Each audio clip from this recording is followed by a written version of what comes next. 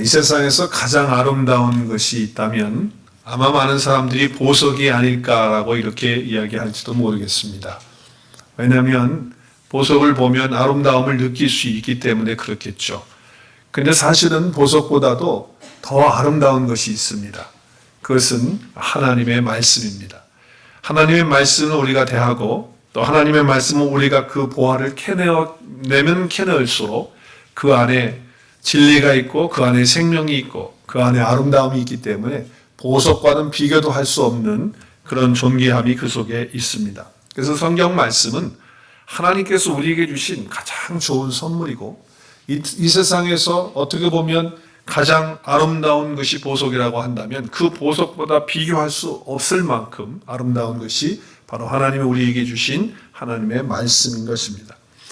그래서 하나님께서 우리에게 최고의 인생에 어떤 복을 주셨다고 한다면 그것은 하나님의 말씀입니다. 그 말씀을 통해서 우리가 구원받죠. 또 하나님의 구원의 계획과 그 섭리를 그 말씀을 통해서 우리가 다 깨닫게 되고 무엇보다도 예수 그리스도를 알 수 있는 축복이 되기 때문에 그 말씀은 참으로 귀한 것입니다. 그리고 그 말씀을 우리가 받을 때에 우리의 삶이 변화됩니다. 하나님의 말씀이 왔는데도 불구하고 변화가 되지 않았다면 하나님의 말씀이 제대로 온 것이 아니죠. 정말 하나님의 말씀이 왔다면 우리의 삶이 바꾸어지고 주님 모습 닮아가는 그런 아름다움이 있게 되기 때문입니다. 그래서 저는 분명히 믿는 것 한 가지가 있습니다. 목회는 말씀 사역이다. 목회는 뭐냐? 결국 말씀이다. 하나님의 말씀을 선포하고 하나님의 말씀을 가르치고 양육해서 구원받게 하고 하나님 안에서 장성한 사람으로 키워가는 그것이 바로 목회 사역이다라고 저는 그렇게 믿습니다. 다른 것으로는 사람이 변화될 수가 없어요.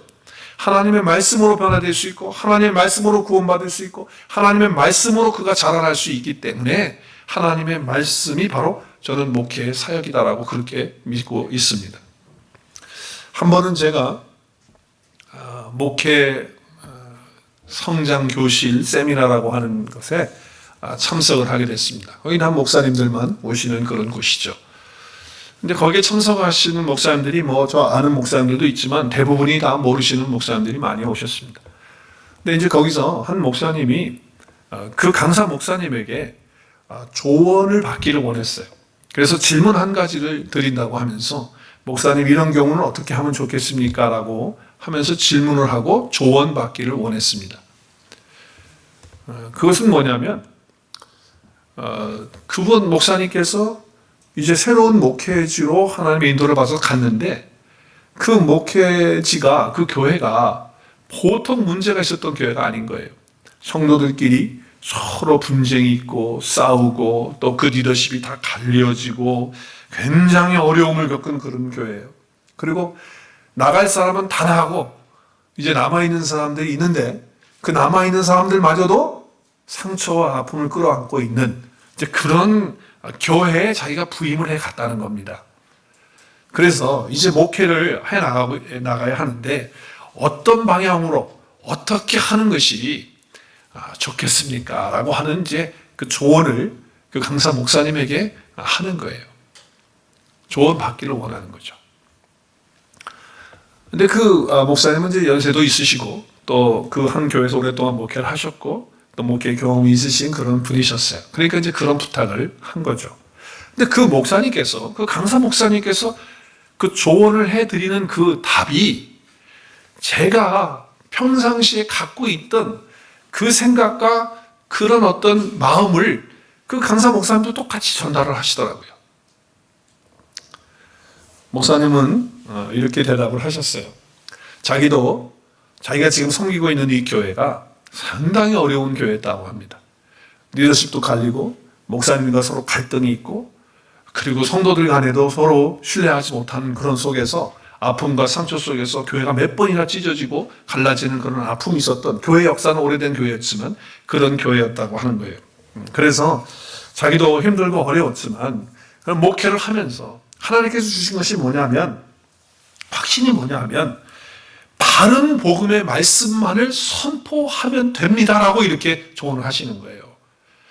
정치적인 어떤 그런 걸로 해결하려고 하지 말고 또 인간적인 어떤 방법을 통해 가지고 인간적인 수단을 가지고 사람들을 이렇게 구슬리고 이 사람 저 사람 해가지고 이렇게 해가지고 잘 만들어서 하려고 하는 그런 생각하지 마시고 하나님께서 주시는 대로 받은 그 은혜의 복음의 말씀만을 설교 시간에 또 성경 공부 시간에 또 주어지는 모든 주중의 예배 시간에 잘 준비하셔서 기도하시면서 그 말씀만을 선포하시기를 바랍니다. 라고 이렇게 조언을 하셨어요. 왜 그러냐면은 지금까지 우리 예수님 오셔서 지금까지 사람을 변화시키고 사람을 구원하고 또 그리스도의 장성한 분량에 이르도록 할 수 있는 유일한 방법은 예수님이 가르쳐주신 방법은 말씀밖에 없는 거예요. 그 말씀을 통해서 사람이 바꾸어지고 말씀을 통해서 사람이 새로워지고 말씀을 통해서 자랄 수 있기 때문에 그런 거라는 거죠. 근데 그 목사님이 하신 그 말씀이나 제가 평상시에 가지고 있었던 생각이나 뭐 엇비슷한 말씀을 그렇게 하시더라고요. 그 말씀이 하나님의 말씀이기 때문에 저와 여러분도 새롭게 바꾸고 또 우리 교회가 하나님 원하시는 아름다운 교회가 될 수 있는 것도 말씀을 통해서만 될 수 있다고 저는 믿습니다. 여러분 그렇게 믿으십니까? 그렇다고 한다면 그 말씀을 통해서 우리의 마음과 우리의 내면과 우리의 교회가 어떻게 바꾸어질 수 있느냐라고 하는 거죠. 하나님은 우리에게 특별한 계시를 주셨습니다. 계시라고 하는 것은 감추어져 있는 것을 열어서 보여준다는 뜻이에요. 특별히 뚜껑으로 덮어져 있는 것이라고 한다면 그 뚜껑을 열어서 보여주는 것. 또 베일에 가려져 있는 것이라면 그 베일에 가려져 있는 것들을 열어서 보여주는 것. 그것이 바로 계시예요. 근데 하나님께서는 자연적인 계시, 우리 하나님께서 창조하신 이 자연을 통해서도 하나님은 계시하셨어요. 하나님이 계신 것을 알 수 있도록 계시하셨다는 거예요. 그러나 그것만으로 불충족하기 때문에 정말 확실하게 하나님을 알고 예수 그리스도를 알고 구원을 알 수 있도록 특별한 계시를 주셨는데 그것이 하나님의 말씀이라는 거예요. 그 말씀을 통해서 하나님은 하나님 자신을 알리시고 하나님의 구원을 알리시고 그리고 우리를 구원하신 예수 그리스도를 그 말씀을 통해서 알리신 거죠. 그래서 우리가 죄와 사망 가운데 있는 존재들이었는데 그 죄 사함을 받고 하나님의 자녀가 되고 중보자이신 예수 그리스도를 알아서 우리가 하나님의 나라를 선물로 받는 그런 축복도 어디에 계시되어져 있느냐? 하나님의 말씀인 성경에 계시되어져 있다. 그러니까 우리가 성경을 통해서 우리의 삶이 변화될 수 있고 구원받을 수 있고 그리스도의 장성한 분량에 이룰 수 있는 자가 될 수 있다라고 하는 것이죠. 자, 그렇기 때문에 하나님의 말씀을 바로 알 때 우리는 구원을 알게 되고 예수님을 알게 될 뿐만 아니라 우리 인생의 모든 문제들까지도 해결받는 그런 역사가 있다라고 하는 것이죠. 자, 그렇다고 한다면 하나님의 말씀에 대해서 그렇게 정말 믿고 확신하고 또 그 말씀이 그렇게 한다라고 하는 것, 그리고 특별히 하나님의 말씀이 그렇게 달콤하다라고 달고도 단 말씀이 하나님의 말씀이다라고 이렇게 고백할 수 있는 사람은 어떤 사람이 고백할 수 있냐면 하나님을 사랑하는 사람이 고백할 수 있어요. 하나님을 믿고 하나님을 사랑하는 사람은 하나님의 말씀이 달고 오묘하다, 참 맛있다라고 이렇게 고백할 수 있다라고 하는 거죠. 최근에 저희 교회 성도님 가운데 한 분이 저를 향해서 이런 말씀을 하시더라고요. 목사님, 요즘에 하나님의 말씀이 너무너무 달아요. 그래요. 할렐루야. 다 조용하시네. 안다세요? 하나님의 말씀이? 근데 제가 그 얘기를 듣는데 솔직히 제 마음속에 목회의 기쁨이 이거다. 야, 정말 하나님 주신 기쁨이 말이죠. 그 얘기를 듣는데 샘물처럼 내 속에서 쏟아나는 거예요. 그래서 이 말씀의 맛이 정말 너무 맛있다고 그렇게 얘기를 하시면서 목사님, 요즘 말씀이 너무너무 단데 목사님 왜 이렇게 말씀이 달지요? 이러시는 거예요. 우리 오늘의 교회 성도들이 다 그런 고백 하시는 줄로 믿습니다. 저는 그 성도의 고백이 대표로 한 고백이라고 저는 믿고 싶습니다. 할렐루야. 얼마나 감사한지 모르겠어요. 정말 그 말씀이 그렇게 달다. 너무너무 달아서 너무 좋다. 정말 기쁨이 올라옵니다. 그 얘기를 들을 때. 저는 계속해서 좀 그 얘기를 들으면서 목회를 하면 얼마나 좋을까 이렇게 생각하면서 하나님께 감사드렸어요. 그리고 제가 그 성도님을 위해서 이제 아침에 기도할 때, 새벽에 기도할 때 이렇게 기도했어요. 하나님, 귀한 성도님의 삶의 그 고백이 계속 주님 만나는 그날까지 지속될 수 있도록 역사하시고 인도하여 주시옵소서. 그냥 그 순간만, 어느 기간만이 아니라 정말 주님 오시는 날까지, 아니 제가 주님 앞에 서는, 그분이 주님 앞에 서는 그날까지 하나님의 말씀이 너무너무 달고 너무너무 맛있어서 어떻게 할 줄 모르는 그런 고백을 계속해서 할 수 있도록 도와주옵소서. 이렇게 기도했습니다. 그렇게 될 줄로 믿습니다. 오늘 시편 19편을 기록한 저자는 다윗이에요. 근데 다윗이 오늘 본문에서 이렇게 고백하고 있습니다. 우리 10절 말씀 같이 함께 읽을까요? 시작. 금 곧 많은 순금보다 더 사모할 것이며 꿀과 꿀송이보다 더 달도다. 뭐가? 말씀이 그렇다는 거예요. 하나님의 말씀이. 저는 하나님의 말씀만이 우리의 삶을 새롭게 할 수 있다고 확신하고 목회하는 사람이기 때문에 여러분에게 아침마다 말씀 묵상을 해서 보내드리는 거예요.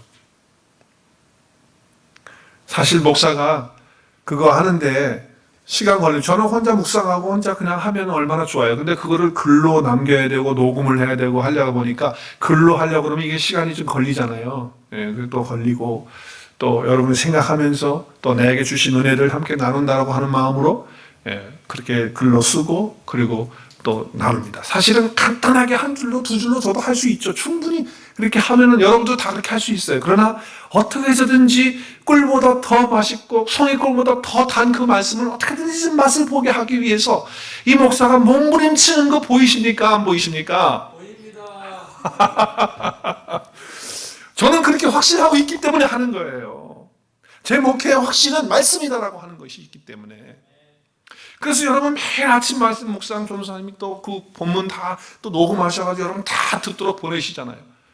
그래서 그 말씀을 아침에 들으면서 또 그 카톡으로 읽으면서 야, 하나님의 말씀이 이렇게 맛있구나, 이렇게 귀하구나 그러면서 고백할 수 있도록 하기 위해서, 그리고 여러분의 삶이 말씀 때문에 달라지고 말씀 때문에 변화되고 말씀 때문에 기뻐하고 말씀 때문에 소망 가질 수 있도록 그렇게 하기 위해서 그렇게 하는 거 아니에요. 그리고 성경 말씀도 매일매일 읽을 수 있도록 그것도 성경 그걸 다 해가지고 카피해서 다 갖다 놨는데 지금 몇 장 안 나갔더라고 보니까. 이제 뭐 교회에 오시는 분들이 몇 분 안 계시니까 그렇긴 한데, 그래서 매일매일 성경을 읽을 수 있도록 그렇게 여러분을 인도하고 있잖아요. 왜? 저에게는 그런 확신이 있기 때문에. 오늘 본문 말씀에 보면 이제 다윗이 이런 고백을 하는데요. 다윗이 시편 그 앞편 그 18편도 다윗이 기록을 했어요. 근데 다윗이 18편 1절에서 이렇게 고백을 하고 있어요. 우리 1절 말씀 한번 고백 같이 하겠습니다. 시작. 나의 힘이신 여호와여 내가 주를 사랑하나이다. 그러니까 내가 주님을 사랑한다라고 고백하는 사람은, 또 정말 마음속에 그런 고백이 없이 그냥 마음으로 정말 사랑하는 그런 사람은, 고백이 없다 할지라도 그 마음속에 주님을 사랑하는 그 마음이 있다면 바로 뭐예요? 19장으로 바로 넘어가서 그 말씀이 꿀송이보다도 더 단 그런 사람이 되는 줄로 믿습니다. 주님을 사랑하는 사람은요, 말씀을 사랑하는 거예요. 그 말씀을 사모하는 것이 바로 주님을 사랑하는 거지, 그냥 뭐 찬양으로 주님 사랑합니다 하다고 사랑하는 겁니까? 그 주님을 사랑한다는 주님이 보입니까? 주님은 말씀이거든요.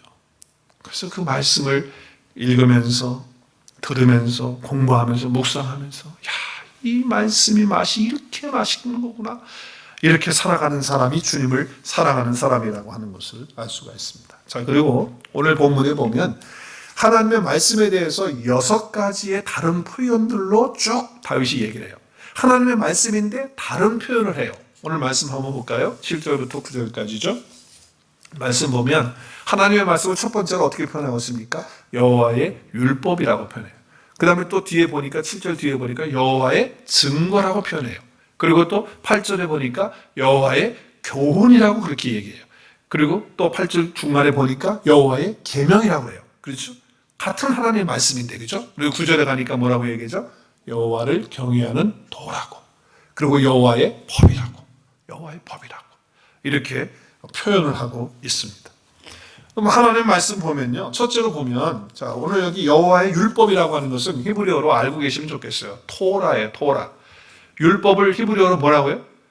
토라예요, 토라. 토라라고 그래요. 예, 근데 그 여호와의 율법, 여호와의 증거, 근데 여호와의 율법이 어떠하다고 7절에서 말씀하죠? 완전하다는 거예요. 여러분, 율법은 주님 오셔서 완성이 되어져요. 그런데 여기 여호와의 율법이라고 하는 것은 그냥 하나님의 말씀 그 자체를 표현하는 거예요. 그래서 그 하나님의 말씀은 완전하다는 거예요. 완전하다는 것은 우리를 온전하게 세우는 것이 하나님의 말씀이라고 하는 것입니다. 죄로 인하여 우리 영혼이 시들었잖아요. 죄로 인해서 우리 영혼이 죽었잖아요. 그렇죠?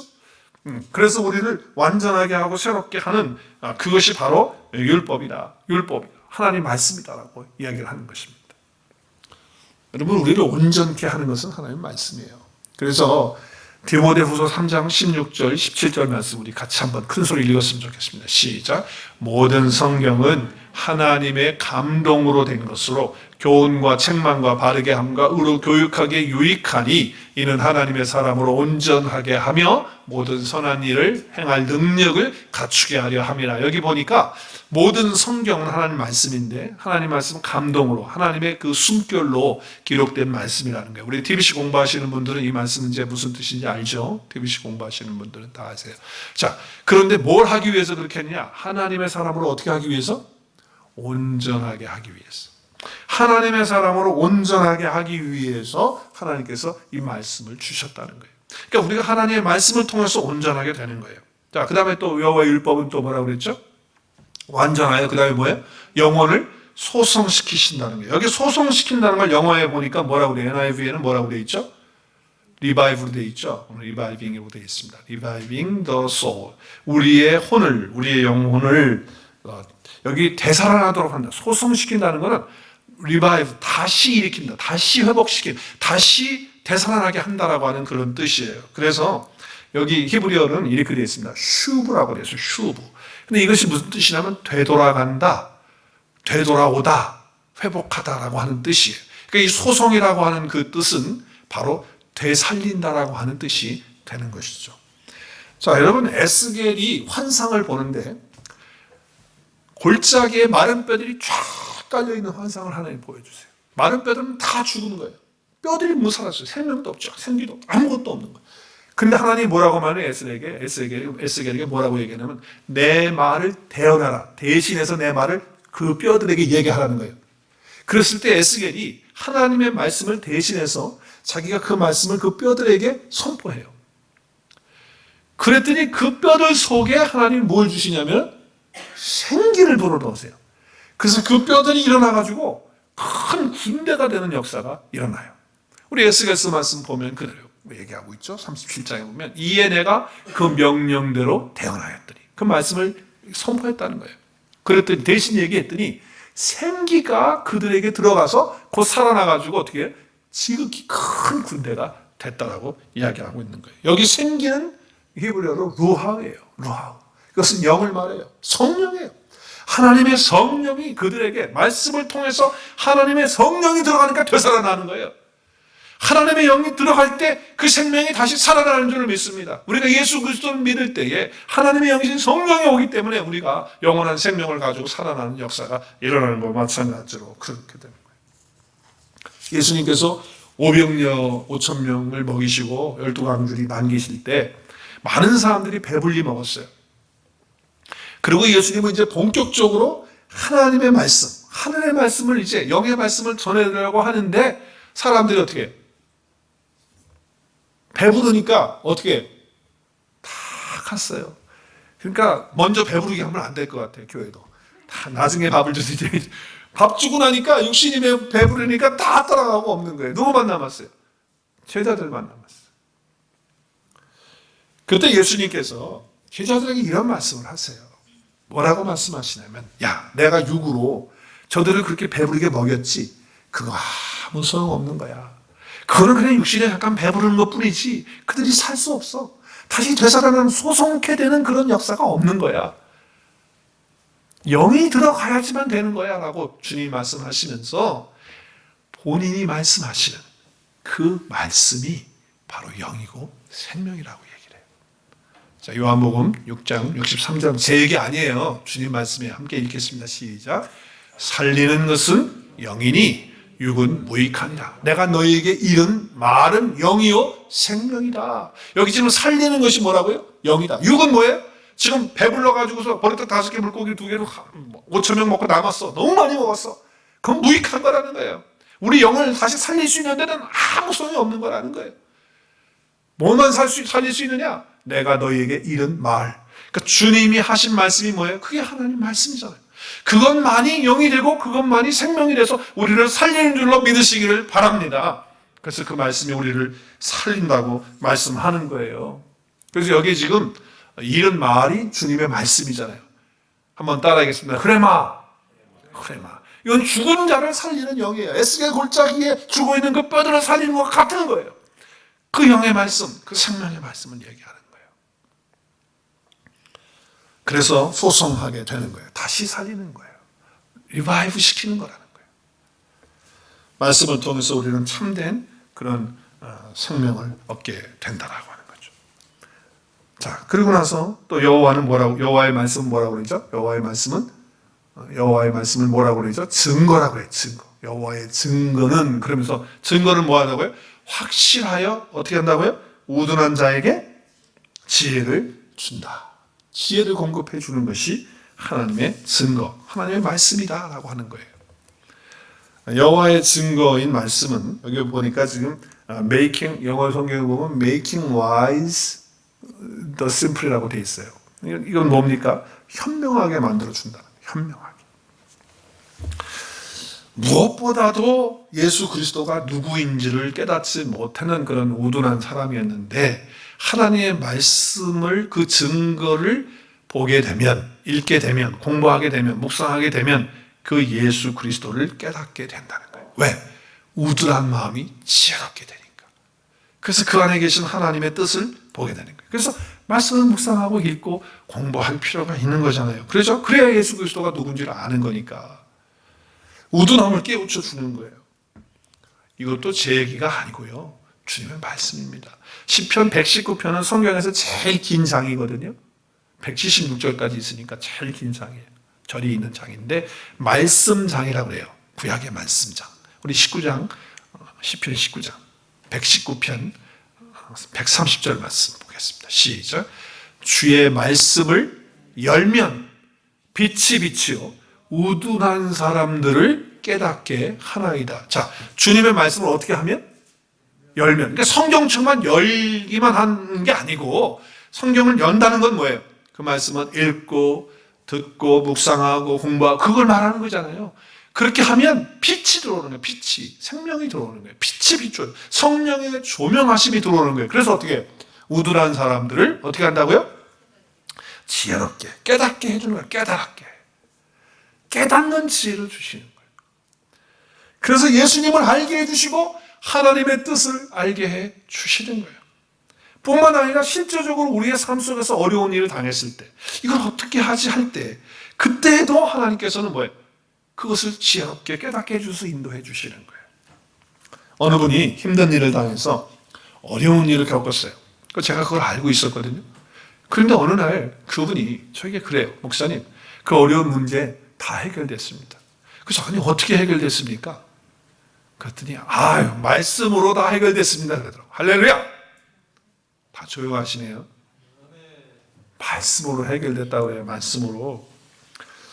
그래서 그래요? 그랬더니 더 연속해서 얘기를 하시길래 이렇게 얘기하시는 거예요. 자기가 그 어려운 문제 때문에 골치가 아프고 그런 사건이 있어가지고 너무 아픈 거 목사님 아시죠? 근데 제가요 그거 가지고서 막 골머리 아파하면서 그거 생각하면서 그러지 않고 그거 딱 비워놓고 그거 딱 뒤로 하고 말씀을 폈죠.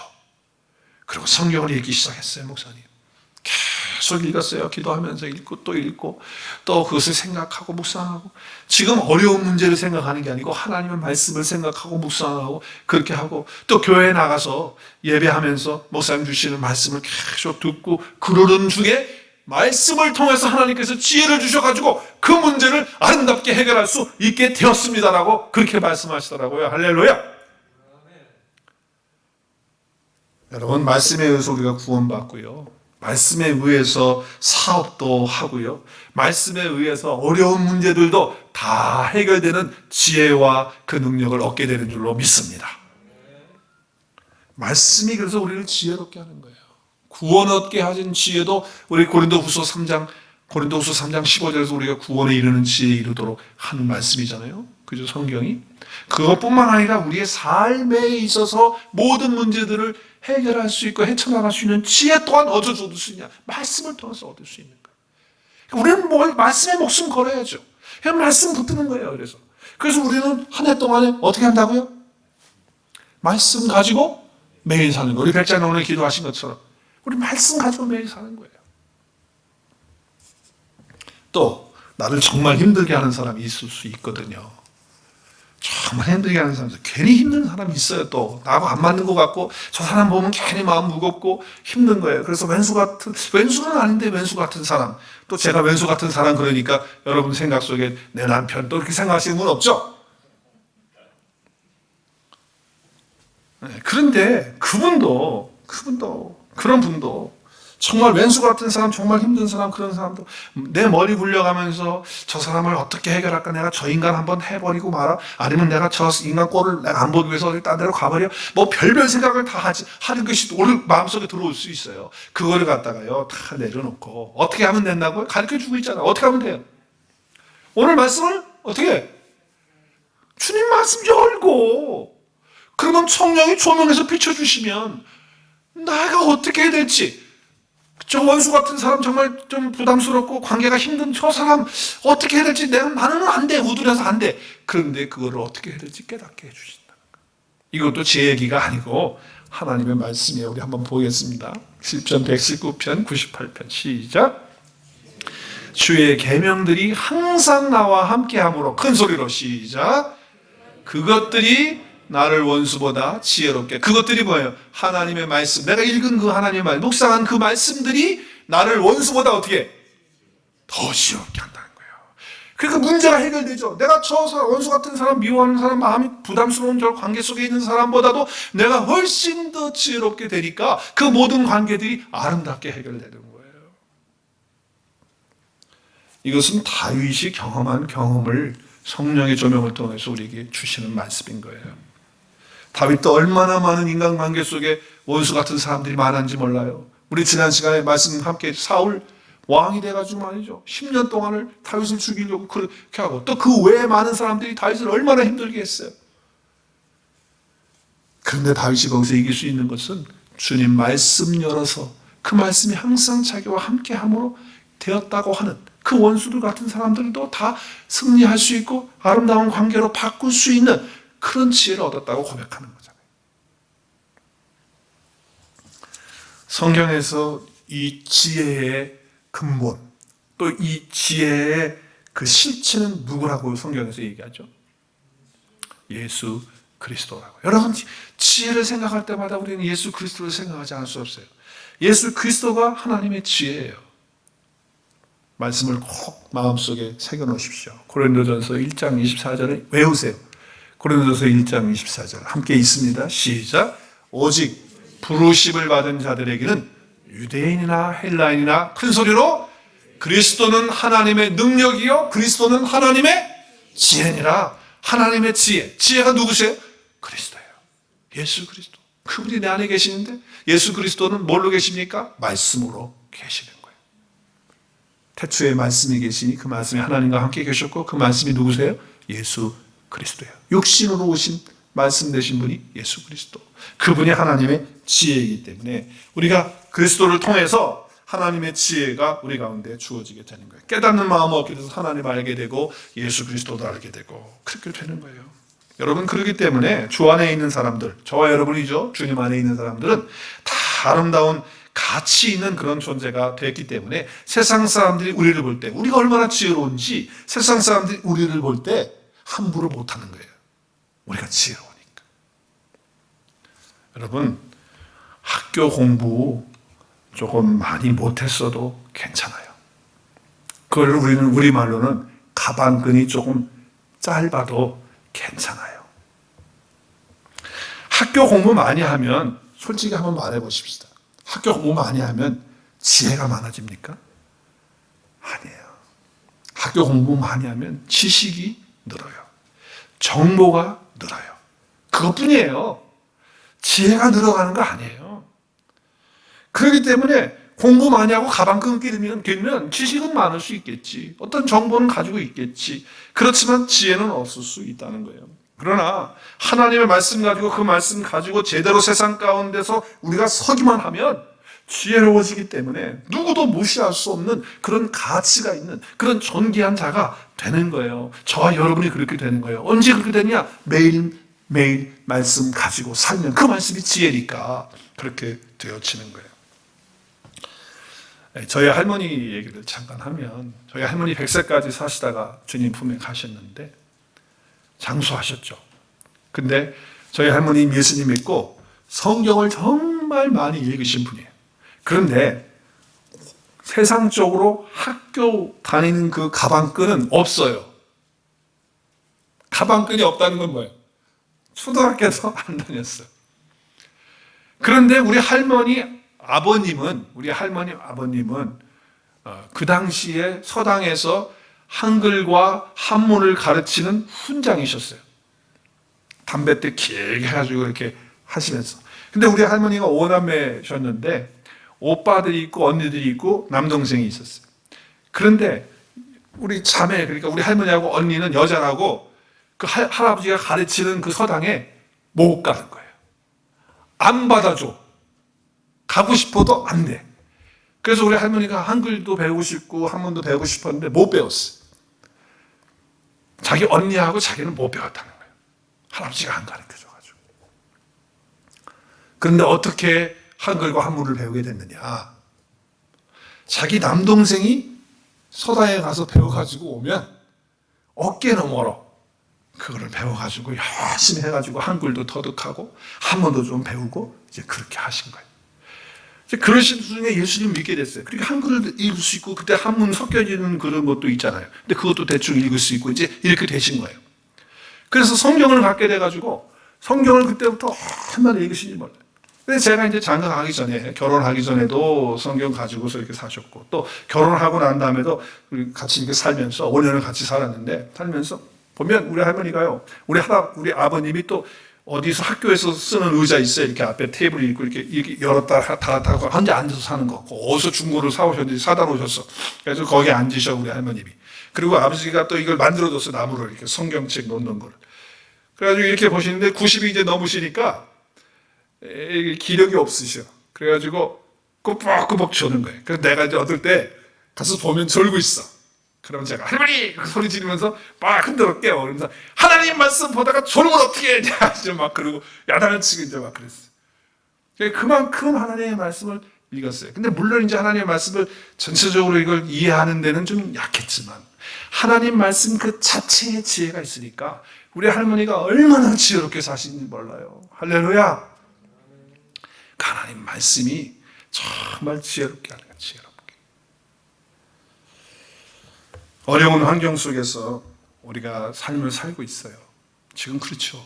이런 삶 속에서도 아름답고 힘있고 또 지혜롭게 살기 위해서는 또 세상 사람들에게 얕잡히지 않고 그들에게 영향력을 주면서 살 수 있는 것은 다른 거 없습니다.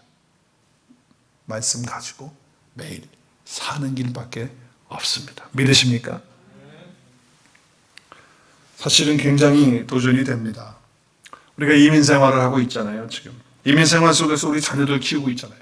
여러분, 우리가 자녀들을 키우면서, 우리 다음 세대를 키우면서, 우리가 이 땅에 살아갈 거예요, 그들도. 우리도 살지만, 그들도 이 땅에 계셔서 살아갈 거예요. 그리고 그들도 이민자의 2세로서, 3세로서 이 땅에서 살아갈 것이 분명해요. 그러면, 우리 자녀들이 이 사회 속에서 살아가면서, 또 우리가 이 사회에서 살아가면서, 정말 존중받고, 가치 있게 살고, 영향력 있게 살 수 있는 방법은 다른 방법 아니라는 거예요. 세상적인 방법 아니라는 거예요. 영어 더 잘하게 하고, 영어 열심히 공부해서 학위 따게 하고, 거기서 인생의 답이 나오질 않아요. 나중에 그것만 하다가 쭉 그걸로, 부모들이 그걸로만 해가지고 막 해놓으면요, 나중에 가서 자기들도 이민 여기에 와서 살면서 한계를 느낄 거예요. 어느 순간에 한계가 올 거예요. 반드시 와요. 그러면서 마음에 좌절감이 올지도 몰라요. 그것이 온전한 지혜가 아니기 때문에. 그래서 내 자녀들과 내가 하나님의 말씀을 가지고 이 땅에서 지혜롭게 살면서 정말 영향력 주는 그런 자녀들로 살 수 있도록 기도하면서 하나님의 말씀을 내가 먼저 가지고 살고, 그리고 자녀들도 그렇게 살 수 있도록 하시는 저와 여러분 되실 수 있기를 주님의 이름으로 축복합니다. 그 길이 방법이에요. 자, 오늘 8절에도 보니까 여호와의 교훈은 뭐예요? 8절에 보니까 정직하다. 그래서 마음을 기쁘게 한다는 거예요. 우리가 거짓이 없이 살면요, 마음에 기쁨이 와요. 근데 뭘 속이고 자꾸 이렇게 거짓되게 이렇게 살면요, 마음이 기쁨이 아니고 불안하고 마음이 초조하고 그렇잖아요. 근데 내가 정직하면 하나님께서 주시는 기쁨이 있다라고 하는 거죠. 말씀대로 사는 사람들에게는 정직함이 있기 때문에 하나님이 주시는 신선한 기쁨이 우리 내면에 주어지게 되어지는 거예요. 성경은 또 계명이라고 해요. 여기 계명은 또 뭐라고 그러죠? 여기 계명은 뭐라고요? 여호와의 계명은 순결하여 눈을 밝게 한다라고 그랬어요. 여기 지금 순결하다라고 하는 것은 깨끗하다라고 하는 의미보다는 분명하다, 선명하다가 더 맞아요. 번역이 그렇게 돼야 돼요. 다시 한번 말씀드려요. 여기 여호와의 계명은 순결하다라고 하는 것이 깨끗하다라고 하는 것보다는 뭐라고요? 분명하다, 선명하다라고 하는 뜻이 더 맞다라고 하는 거예요. 그러니까 분명할 수 있는 것은 눈이 밝아져가지고 진리의 말씀이 확실하게 보여지잖아요. 하나님의 말씀을 들으면 눈이 밝아지잖아요. 그러면요, 우리가 영원한 나라 봤잖아. 내가 지금 영원한 나라 들어가지 않았지만 영원한 나라를 영의 눈으로 눈을 떠서 봤잖아요. 영의 세계를 알잖아요. 깨닫게 됐잖아요. 밝게 됐잖아요. 내 눈이 열려졌잖아요. 그래서 하나님의 말씀을 깨달았잖아요. 그러면요, 우리 마음 가운데 뭐가 오냐면 분명함이 와요. 선명함이 와요. 어떤 죄에 대해서 타협하지 않는다는 거예요. 절대로 세상 사람들이 다 이 방향으로 간다 할지라도 하나님이 알라고 하면 알라고 말할 수 있는 분명함과 선명함이 하나님의 말씀을 통해서 눈이 밝아진 사람이 할 수 있는 고백이에요. 그렇기 때문에 여기 순결하다는 것은 분명한 것, 선명한 것을 말하는 거예요.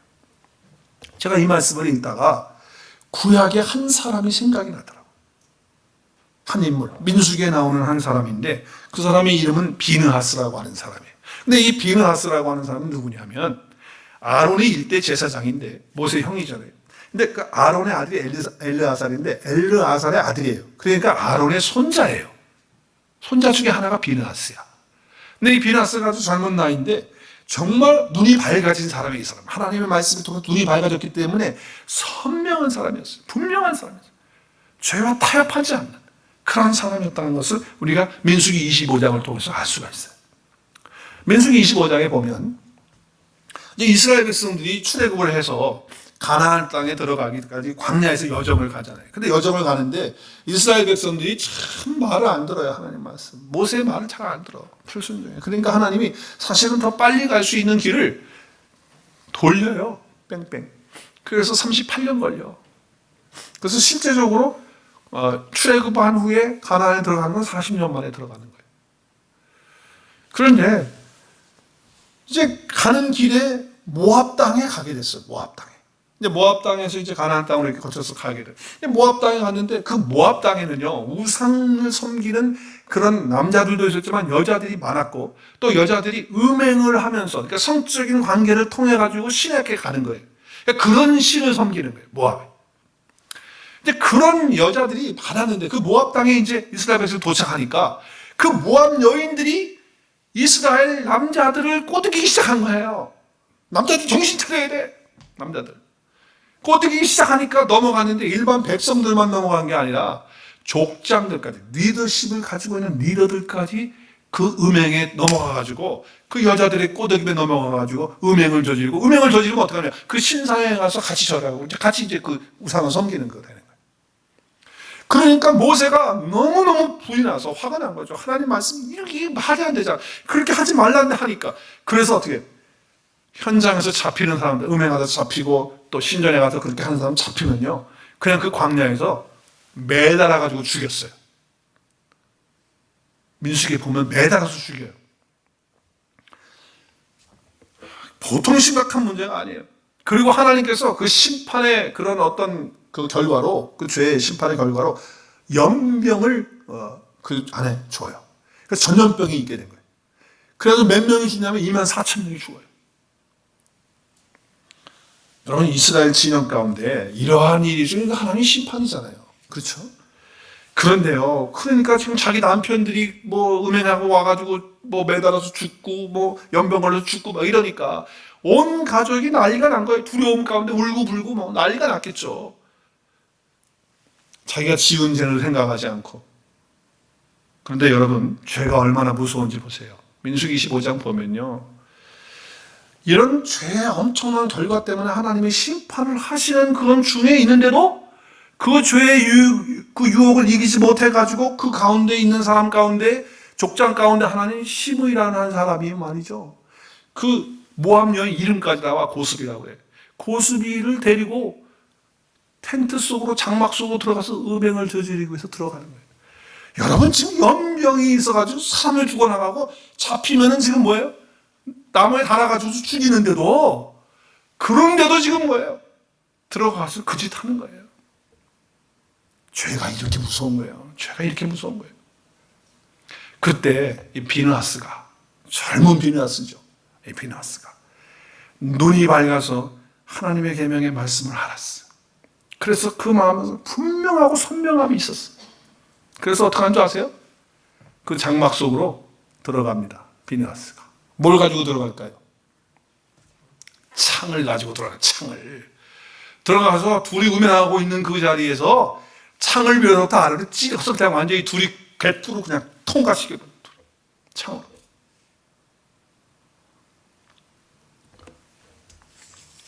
여러분, 그때 하나님께서 그 일에 대해서 어떻게 얘기하시는 줄 아세요? 민수기 보면 보세요. 민수기 25장 7절부터 9절까지 이렇게 보면, 이 지금 난리가 났을 때 창을 들고 가가지고 그 남자와 여자의 배를 갖다가 뚫어버렸어요. 그래서 두 사람이 죽었어요. 그랬더니 어떻게 됐다고요? 하나님이 내리셨 연병이 그쳤어요. 연병으로 죽은 사람이 몇 명이에요? 24,000명이에요. 죄가 이렇게 무서운 거거든요. 지금 막 죽어나가는데도 음행을 하고 있는 거예요. 그때 하나님이 비느하스에게 뭐라고 얘기하시느냐?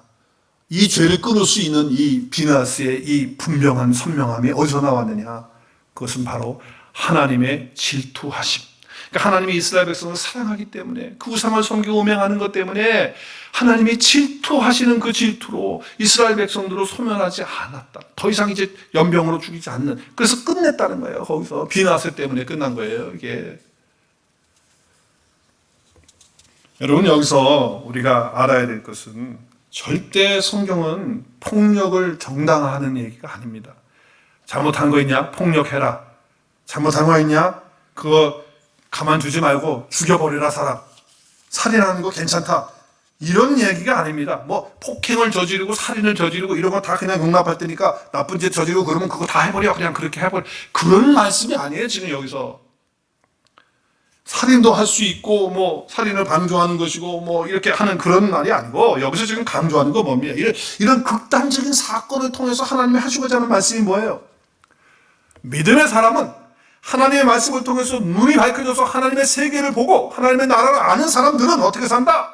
어떤 상황 속에서도 사람들이 이렇게 가고 죄와 타협하는 이런 상황이 한다 할지라도 그 앞에서 선명하게, 분명하게 선포할 수 있는 자가 되야 한다는 말씀을 주시는 줄로 믿습니다. 확고한 믿음. 다들 마음이 흔들리고 뭐 북적거리는 속에서 마음속에 막 갈등이 있고 흔들리고 이런 것들 속에서 타협하려고 하는 것들 속에서 선명하게 하는 그런 결단을 가져야 한다라고 하는 메시지를 주는 거예요. 어떻게 해서 비느하스가 이런 선명하고 분명한 결단을 할 수 있는, 죄와 타협하지 않는 행동을 할 수 있었을까요? 그것은 아까 말씀드린 대로 하나님을 위하여 질투하여 이스라엘 자손을 속죄했기 때문에 그래요. 여러분, 하나님의 질투하심으로 질투해서 그 마음에, 그게 무슨 얘기예요? 하나님의 마음을 비느하스가 가졌다는 거예요. 하나님의 마음이 자기 마음이 된 거예요. 그래서 죄에 대해서 참을 수 없는 거예요. 그래서 하나님의 마음으로 죄를 보니까 견딜 수가 없는 거예요. 그래서 그렇게 타협하지 않고 분명하고 선명하게 예를 한다라고 하는 것을 보여주는 거죠. 그러니까 여러분, 그렇게 마음이 들어간다고 하는 것은, 하나님의 마음이 들어간다는 건 어떻게 해서 들어갈 수 있는 겁니까? 말씀을 읽고 공부하고 묵상하면 하나님의 마음이 들어오는 줄로 믿습니다. 그때 하나님의 말씀이 들어오는 거예요. 죄에 대해서 선명해질 때는요, 확고한 사람이 될 때는요, 죄의 유혹에서 흔들리지 않는 그런 사람이 되려면요, 어떻게 돼야 되느냐? 그리고 세상 사람들이 존중하고 그리고 귀하게 여기는, 가치 있게 여기는 사람이 되려면 어떻게 해야 되느냐? 방법은 없어요. 내가 선명한 삶을 살길 원해요? 분명한 삶을 살길 원해요? 그러면 주님의 마음, 하나님의 마음이 내게 와야 돼요. 그러기 위해서는 말씀이 우리 가운데 오는 거예요. 말씀이 주어지면 그렇게 되는 거예요. 자, 그래서 오늘 19절의 말씀에 또 보면 여호와를 경외하는 도는 정결하여 영원까지 이르고 여호와의 법도도 진실하여 다 의롭다라고 말해요. 여기는 정결한다라고 하는 말을 하죠. 아까 8절에서는 순결하다라는 말, 영어로 말하면 클리어, 분명하게, 선명하게, 확실하게라고 한다면 여기 오늘 8절에 정결하게 한다라고 하는 것은 깨끗하게, 영어로 클린, 깨끗하게 하는 걸 말해요. 여기서 정결은 깨끗하게 하는 거예요. 우리를 거룩하게 한다는 거죠. 우리로 깨끗하게 하시는 거예요. 하나님을 잘 섬길 수 있도록 해주는 거예요. 바로 말씀이 이렇게 만드는 거예요. 뿐만 아니라 오늘 여호와의 법, 여호와의 규례는 뭐라고 하면 진실하서 의롭다는 거예요. 여기 진실하고 의롭다는 건 뭐예요? 하나님과 내가 바른 관계가 된다는 거예요. 사람들과의 관계도 바른 관계가 된다는 거예요. 그러니까 우리가 말씀을 가까이 하고 말씀 가운데 오게 되면 구원의 길로 영생을 얻을 뿐만 아니라 그리스도의 장성한 분량에 이르는 자리에까지 가게 되고, 하나님과 바른 관계가 되게 되면, 또 사람들과 바른 관계가 되게 되면 우리의 마음이 기쁘게 되는 거예요. 신바람 나는 거예요. 여러분, 하나님 아버지의 마음이 주어지게 되면요, 그 어떤 것보다도 무엇이 부어지는 줄 아십니까? 하나님은 사랑이시기 때문에 사랑이 우리 가운데 부어지는 거예요. 사랑이 가득하게 되는 거예요. 그러니까 여러분, 주의 말씀이 가득한 사람은 그 영혼이 윤택해지고, 그 말씀으로 인해서 영혼이 즐겁게 되고, 그리고 하나님의 사랑으로, 즉 하나님의 말씀으로 가득한 사람은 사랑할 줄도 알고, 용서할 줄도 알고, 품을 줄도 알고, 기다릴 줄도 알고, 그렇게 삶이 달라지는 거예요. 절대로 하나님의 말씀이 와 있는 사람은요, 그 하나님의 사랑이 부어졌기 때문에 정죄하는 사람이 아니에요. 판단하는 사람이 아니에요. 용서할 줄 아는 사람이에요. 품을 줄 아는 사람이에요. 기다릴 줄 아는 사람이에요. 그리고 무엇보다도 공감할 줄 아는 사람이에요. 다른 사람의 아픔을 함께 느끼는 거예요. 그 고통을 함께 느끼는 거예요. 여러분, 이것이 바로 하나님의 마음 아니에요? 이게 주님의 마음이 아니에요? 이게 말씀이 우리 가운데 주어질 때 나타나는 거예요. 왜? 말씀이 우리 가운데 주어지면 하나님의 사랑이 부어지니까. 네, 그래서 우리는 하나님의 말씀이 없는 사람은요, 말씀이 답답하고 또 느낌이 없는 그런 차릿한 그런 삶의 사람을 살지만, 하나님의 말씀이 있으면 분명하고 선명한 뿐만 아니라 하나님의 사랑으로 품을 줄도 알고, 사랑할 줄도 알고, 용서할 줄도 알고, 그리고 기다릴 줄도 알고, 견딜 줄도 아는 그런 사람이 된다는 거예요. 그리고 함께 고통을 느낄 줄도 아는 그런 사람이 되는 거예요. 이게 바로 말씀 가운데 사는 거예요. 하나님의 말씀이 우리의 마음이 혹시 정원이라고 이렇게 예를 든다면, 정원을 아름답게 가꿀 수 있는 건 하나님의 말씀밖에 없는 것입니다. 여러분, 어떤 사람이 나는 말씀을 풍성히 받고 있는데, 나는 말씀 속에 산다고 그러고, 나는 매일매일 말씀 가지고 산다고 이렇게 말하는데, 매몰찬 게 사람을 하고 말이죠. 또 그냥 절대로 품지 못하면서 막 속에 있는 거는 다 드러내면서 그러면서 나는 매일 말씀 가지고 살아 이런다면요, 그건 제대로 말씀 받은 게 아니에요. 하나님의 말씀은 우리 가운데 사랑으로 오기 때문에 우리는 그렇게 되어지지 않는 거예요. 여러분, 거룩한 도전을 오늘 받으시기 바랍니다. 말씀으로 인해서 우리의 삶이 아름다워지는 축복이 있기를 바랍니다. 우리 다음 세대, 우리 자녀들이 그렇게 아름다운 삶을 말씀을 통해서 이룰 수 있기를 바랍니다. 그런 은혜가 저와 여러분 삶 가운데 주어지는 축복이 있는 한 해가 되어지고 우리의 삶이 될 수 있기를 주님의 이름으로 축복합니다.